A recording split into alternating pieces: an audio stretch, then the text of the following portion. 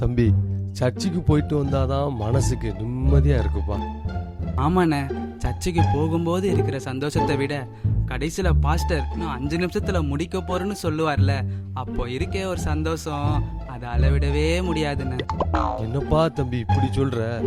சரி தம்பி, இன்னைக்கு ஆராதனை உனக்கு எப்படி இருந்துச்சு? ஆண்டவர் எதுவும் உங்ககிட்ட பேசினாராப்பா? எங்கண்ணே பேசினாரு? பின்னாடி இருந்த பீட்டர் கிட்ட பேசினாரா, முன்னாடி இருந்த அலெக்ஸ் கிட்ட பேசினாரா, இப்படி எல்லாரும் சாட்சி சொன்னாங்க. ஆனா நடுவில் இருந்த என்கிட்ட மட்டும் பேசலையே. நான் யாருக்கு என்ன கெடுதல் பண்ணேன்? சாயந்தரம் ஒரு 6 மணிலேருந்து 10 மணி வரை 10 சீரியல் பார்ப்பேன். அதுக்கப்புறம் எனக்கு பிடிச்ச பிரியமானவளை சீரியல் பார்த்துட்டு பக்கத்து கடையில் பிரியாணி வாங்கி சாப்பிட்டுட்டு அமைதியாக படுத்துடுவேன். ஆனால் அடுத்த நாளே ஃபாஸ்டிங் இருந்து மன்னிப்பு கேட்டுரும்ல. என்னப்பா சொல்ற? ஏன்பா, சீரியல் எல்லாம் முன்னாடி லேடிஸ் தான் பார்ப்பாங்கன்னு கேள்விப்பட்டிருக்கேன். ஆனா ஆம்பளைங்க நீங்களுமாப்பா பார்க்குறீங்க? அண்ணே, இப்போல்லாம் லேடிஸு சீரியலை விட்டு டிக்டாக்கு, இன்ஸ்டாகிராமு, ஸ்னாப்சாட்டு, ஃபேஸ்புக்கு, வாட்ஸ்அப்னு அப்டேட் ஆகிட்டு வேற லெவலுக்கு போயிட்டு இருக்காங்கண்ணே. ஆம்பளைங்க நாங்கள் தான் சீரியலை பார்த்து சீரியலை காப்பாற்றிட்டு இருக்கோம். இப்போதான் தெரியுது ஆண்டவர் ஏன் உங்ககிட்ட பேசலன்னு. பாதி மனசை பிரியமானவளே சீரியல் மேலையும் மீதி மனசை பிரியாணி மேலையும் வச்சா ஆண்டவர் எப்படிப்பா பேசுவார்? தம்பி, வேதத்தில் ஒரு வசனம் இருக்கு.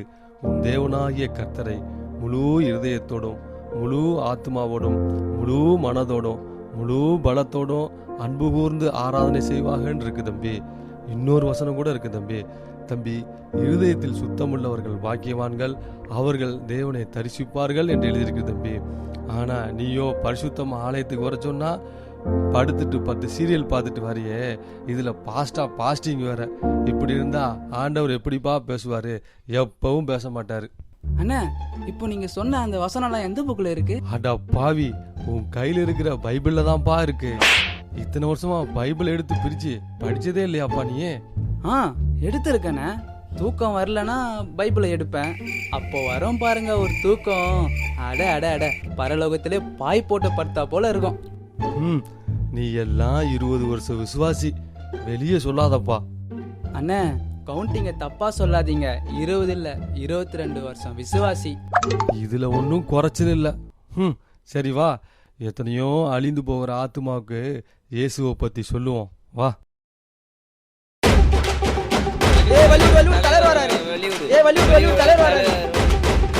எங்க தலைமை யார் தெரியுமா? Area king. அவர்கிட்ட வச்சிங்கன்னா அத்தனோடய உங்களுக்கு சங்கு. எப்படி தலை இவ்வளோ கிட்ட ஜாலியாக இருக்கிற? அதோடா லெப்டு இருக்குது ஒரு வாழ்க்கை. ஜாலியாக சந்தோஷமாக வாழ்ந்துட்டு போயிட்டே இருக்கணும்டா. இங்கே என்ன சொல்லுது மனசில் அதுபடி வாழ்ந்தணும். அதை விட்டு அவன் சொல்கிறான் இவன் சொல்கிறான் அதெல்லாம் எதையும் கேட்கக்கூடாது. நம்ம இஷ்டத்துக்கு நம்ம பாட்டுன்னு நடந்து போயிட்டே இருக்கணும். தலை ஜாலியாக வாழணும். என்ன தலை பண்ணணும்? பணம் பணம் பணம் பணம் தாண்டா வாழ்க்கையே. பணம் இருந்தாலே போதும்டா. பணம்னா பணம் கூட வாயத்தான் இருக்கும். சரியா? பணம் இருந்தா ஜாலி மதிப்பு எல்லாம் வந்துடும்டா. நான் தலைவா, உனக்கு கடவுள் மேலே நம்பிக்கையே இல்லையா? அதுவா ரைட்டு. செய்யும் தொழில் தாண்டா தெய்வமே. நம்ம என்ன செய்கிறோம்? முளை மாதிரி தானமோ முடிச்ச வைத்தணும். நம்ம செய்கிறோம் முளை மாதிரியும் முடிச்ச வைத்தணும் தானே நம்மளுக்கு தெய்வம். தலை அடுத்து என்ன தலை பிளானு? ஸ்ட்ரைட்டாக போகிறோம், குடிக்கிறோம், அடிக்கிறோம், கழுத்தில் இதை பறிக்கிறோம், ஜாலியாக என்ஜாய் பண்ணி கதையை முடிச்சுட்டு போயின்னே இருக்கிறோம். நான் வாத்தியார், எப்படி இருக்கிற? நான் சிசியா, இந்த பக்கம் காற்று வீசுது. சரி இன்னைக்கு எந்த உண்ட கலையெல்லாம் வந்துக்கிற? அதான் வாத்தியார் யோசிச்சுட்டு இருக்கிறேன். சரி, இப்போ எந்த குடும்பத்தை கலாய்க்கலாம்? பக்கத்து வீட்டு ரோசியக்கா கதையை பேசலாமா, இல்லை எதிர் வீட்டு ஜான்சியக்கா கதையை பேசலாமா? தலை, எந்த குடும்பத்தை பற்றி பேசினா ஜாலியாக இருக்குமோ அந்த குடும்பத்தை பற்றி பேசு தலை. அப்போ அந்த டீ கடை பக்கத்தில் இருக்க ஆரோக்கியசாமி குடும்ப கதையை பேசுவோம். மொத்தம் 10 பேர் இருக்கிறாங்க. ஒரு ஆளுக்கு 1 மணி நேரம்னா கூட 10 பேர் 10 மணி நேரம் ஃபுல்லாக டைம் பாஸ் பண்ணிடலாம். ஆமாம் தலை, அவன் சரியான ஆள் தான் தலை. 5 வருஷத்துக்கு முன்னே அவன் சைக்கிளில் போயிருந்தான்ப்பா. இப்போ பைக்கில் போகிறான், காரில் போகிறான், ஃப்ளைட்லேயே போகிறான். வயிறே எரியுதுப்பா எனக்கு. சியா, நீ சொன்னது கட்டு தாண்டா. ஆரோக்கியசாமி குடும்பத்து ஆயுசு 100. அவ பொண்ணு வரா பத்தியா?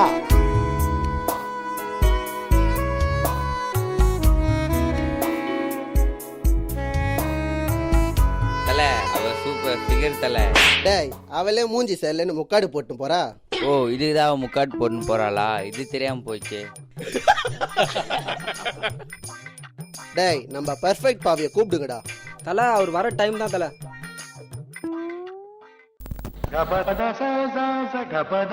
வாழ்க்கையே குடியால மிதக்கிற கடல் மேல குடி வைக்கிறதுக்கும் குடி பழக்கம் உயிரை கொல்லுமா? என்னெல்லாம் கொல்ல பார்த்தீங்களா? எனக்கு நீ உனக்கு என்ன, நம்மளுக்கு நடுவில் யாரும் கிடையாது. வாடா பெர்ஃபெக்ட் பாவி. என்னடா ஆளே பார்க்க முடியல? அதுவாடா அவன் ஒன்றும்லடா, பக்கத்தில் லண்டன்ல அங்கே போய் சரக்கு பிளாக்ல எடுத்துட்டாருண்டா. அதான் அது இல்லாமல் நான் எப்பவுமே ரொம்ப பிஸியாகவே தான் இருப்பேன். டேய் இதெல்லாம் நம்புற மாதிரியா இருக்கு? டேய் நீ நம்பினாலும் இந்த பாட்டிலே தருவேன் பாத்தியா? ஆ நம்புறேன்டா, பாட்டில குடுடா. மச்சி நம்ம ஒப்பனை கொண்டு வந்தியா? டேய் கோளாறு அது இல்லைன்னு வச்சுக்க எனக்கே ஆகிடும் ஒரு மாதிரி பேஜாயிரு. அது இல்லாமல் எப்பவுமே நான் வெளியே வந்ததே கிடையாது. தம்பி வாப்பா, இந்த ஏரியாவில் நம்ம இயேசுவை பற்றி சொல்லுவோம். அண்ணே, எல்லாரும் இந்த உலகத்தில் எவ்வளோ ஜாலியாக சந்தோஷமாக இருக்காங்க. நீங்கள் என்னடானா எப்போ பார்த்தாலும் சர்ச்சுக்கு வாப்பா, பைபிளை படிப்பா, இயேசு பற்றி சொல்லலான்னு கூப்பிடுறீங்க. நாமளும் இந்த உலகத்தோட போலாமாண்ணே? தம்பி, வேதம் சொல்லுது, துன்மார்க்கருடைய ஆலோசனையில் நடவாமலும் பாவிகளுடைய வழியில் நில்லாமலும் பரியாசக்காரர் உட்காரும் இடத்தில் உட்காராமலும் கர்த்தருடைய வேதத்தில் பிரியமாயிருந்து இரவும் பகலும் அவருடைய வேதத்தில் தியானமாயிருக்கிற மனுஷன் பாக்கியவான் என்று சொல்லுதுப்பா. தம்பி, இந்த உலகத்துல ஜாலியா சந்தோஷமா இருக்கிற எதுவுமே நிரந்தரம் இல்லப்பா. இந்த பொல்லாத உலகத்துல நீ எங்க போனாலும் பொய்யான சந்தோஷம்தான்ப்பா கிடைக்கும். ஆனா நம்முடைய கர்த்தராகிய இயேசு கிறிஸ்து கொடுக்கிற சந்தோஷம்தான் உண்மையான சந்தோஷம். அதுவே நிரந்தரமான சந்தோஷம். தம்பி, மனுஷன் உலகம் முழுவதும் ஆதாயப்படுத்தி கொண்டாலும் தன் ஜீவனை நஷ்டப்படுத்தினால் அவனுக்கு லாபம் என்னப்பா? மனுஷன் தன் ஜீவனுக்கு ஈடாக என்னத்தப்பா கொடுப்பான் என்று இயேசு சொல்றார். தம்பி, பாவத்தின் சம்பளம் மரணம், ஆனா பரிசுத்தத்தின் பலனோ நித்தியமாய் வாழக்கூடிய அந்த நித்திய ஜீவன்பா. சரிங்கண்ணே, இனி இந்த உலகத்தின் பக்கம் சாயாம யார் என்ன சொன்னாலும் இயேசுவை மட்டுமே பார்த்து இயேசு சொன்ன வார்த்தைக்கு கீழ்ப்படிந்து இயேசுவுக்கு பிரியமாய் நடந்து சாட்சியாய் வாழ்வேண்ணே. ரொம்ப சந்தோஷம் தம்பி, நீ மனம் திரும்பினது ரொம்ப சந்தோஷம். நீ உன் வாயினால சொன்னா மட்டும் போதாதுப்பா, ஒவ்வொரு நாளும் அவருக்கு பிரியமாய் வாழ பிரயாசப்படு தம்பி. சரிங்கண்ணே. அண்ணே, அங்க பாருங்க, அவங்க கிட்ட போய் இயேசுவை பத்தி சொல்லுவோம். வாங்க போலாம். டேய் அதோ பாருடா, நம்மளை தேடி 2 பேக்குங்க வராங்க. தம்பிகளா, இயேசு உங்களை நேசிக்கிறாருப்பா. தோடா ஏசு நேசிக்கிறாரா? நான் லவ் பண்ற ஃபிகரே என்ன நேசிக்க மாட்டேன், இல்லை வேற ஏசு நேசிக்கிறாரா? ஐயா ஏசு எங்களை நேசிக்கிறான்னு சொன்னீங்க, அப்ப சரக்கும் சைடிஷும் தருவாரா? வாங்கினதெல்லாம் காலி ஆயிடுச்சு. தம்பி, அதெல்லாம் தரமாட்டாருப்பா. உங்களை பாவத்திலிருந்து விடுதலையாக்கி பாவ மன்னிப்பு தந்து நித்திய ஜீவனை தருவாருப்பா. நாங்க எதுவும் பாவம்லாம் செய்யலையே, எங்க நேரத்துக்கு பாவம் மன்னிப்ப? தோப்படுறா, நம்மளுக்கு மன்னிப்பு கொடுக்குறாங்களா? நம்ம என்ன கட்டுதான் செஞ்சுட்டோம், நம்ம நாடு நல்லதான் செஞ்சுக்கிறோம். என்ன கவர்மெண்ட்டுக்கு நம்மளால தான் லாபமே வருது, அது தெரிய மாட்டேங்குது இவனுங்களுக்கு. தம்பி, இப்படி நீங்க குடிக்கிறதும் கொள்ளையடிக்கிறதும் திருடுறதும் ஏமாத்துறதும் பொறாமை கொள்றதும் பிறரை பரியாசம் பண்ணி அவதூறா பேசுறதும் பொய் சொல்றதும் தாய் தகப்பனுக்கு கீழ்ப்படியாம இருக்கிறதும் ஸ்திரீகளை தவறாக பார்ப்பதும் இப்படி தேவனிடத்தில் சேராமல் பிரிக்கிற எல்லா காரியங்களும் பாவம்தான் தம்பி. நீ பாவத்துல விழுந்து கிடக்க, உன் பாவமே உன்னை பாதாளத்துல கொண்டு போய் சேர்த்துனுப்பா. நீ பாவத்தை விட்டு மனம் திரும்பும் போது தேவன் உன் பாவத்தை மன்னித்து நல்ல வாழ்க்கையும் நித்திய ஜீவனுக்கு போகிற வழியையும் உனக்கு காண்பிப்பார்ப்பா. தம்பி, வேதத்துல ஏசாயா தீர்க்கதரிசிங்கிற ஒரு தீர்க்கதரிசி 400 வருடங்களுக்கு முன்பாக இயேசு கிறிஸ்து இந்த பூலோகத்திலே கன்னியின் வயிற்றில் மானிடனாக பிறப்பார் என்று முன்னாடியே அவர் சொல்லியிருக்காருப்பா. அதுபோல இயேசு கிறிஸ்து இந்த 2024 வருடங்களுக்கு முன்பாக மரியாள் அவர்களின் கன்னியின் வயிற்றில பிறந்து நம்முடைய எல்லாருடைய மனுக்குலத்தின் பாவத்தை போக்க அவர் இரட்சகராய் பிறந்தாருப்பா. அந்த இரட்சகராய் பிறந்த நன்னாளை தான் நாம் கிறிஸ்துமஸ் என்று நாம் கொண்டாடுகிறோம் தம்பி. ஏ நிறுத்துங்கடா, எப்போ பார்த்தால ஏசுன்னு வந்து உயிரை தின்னுக்கிறீங்க. உங்கள் ஏசு உயிரை இருந்தாருன்னா வந்து பார்க்க சொல்லுங்க. இப்போ ஒழுங்கா காலி பண்ணி கிளம்பிலே இருங்க, இல்லை வச்சுக்கா ஓட விட்டு அடிப்பேன். அண்ணா வாங்கண்ணா, போயிடலாம், அச்சிட போறாங்க. சரி வா தம்பி, நாம போய் அவங்களுக்காக ஜெபம் பண்ணலாம். தம்பிங்களா, இயேசு உங்களை நேசிக்கிறாருப்பா. தம்பிங்களா, வேதம் சொல்லுதுப்பா. ஐயா சி நிறுத்து. சும்மா எப்பா பாரு ஏசுன்னு வந்துடுறீங்க பைபிள் எடுத்துக்கின்னு. டேய், எந்த தெரு போனாலும் நீங்கள் தண்டை ஆகிறீங்க. அப்படியா போனா ஒருத்தன் ட்ராக்ஸி கொடுக்குறான், இப்படியா வந்தா 2 பேர் முக்காட போட்டு ஆண்டவர் ஆசீர்வதிப்பாருன்றாங்க. என்ன தானே நினச்சினுக்கிறீங்க? டேய், இப்போ தான் 2 கோவிந்தனுங்க வந்தானுங்க, இதே கதையை உருட்டுறானுங்க. நீ எங்கேருந்து வந்து உருட்டுறியா? ஒழுங்கா ஓடுறே, செம்ம வேனில் இருக்கிறேன், அச்சு காலி பண்ணி விட்டுருவேன். கிளம்பு மச்சான், சரி கேட்டு ஊத்துறான் மூஞ்சிலேயே.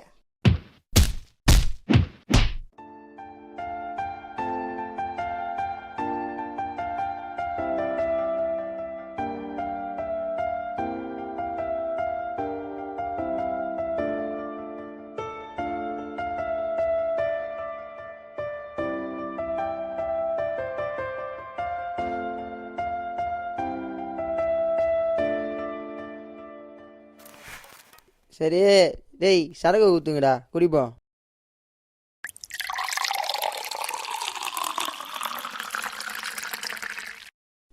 இந்தா தலை. டாடா சிசியா சேஸ்ரா. டா வாத்தியா சேஸ். இந்தா தலை, சேஸ். சேஸ். மகனே, உன் பாவத்தை விட்டு மனம் திரும்பி என் பின்னே வா. டேய், யாரா அது பேசுறது? நீயாடா? டேய் நீயா? நான் மச்சி சவுண்டு உண்டுலான்றா. என்ன ஆச்சு உனக்கு?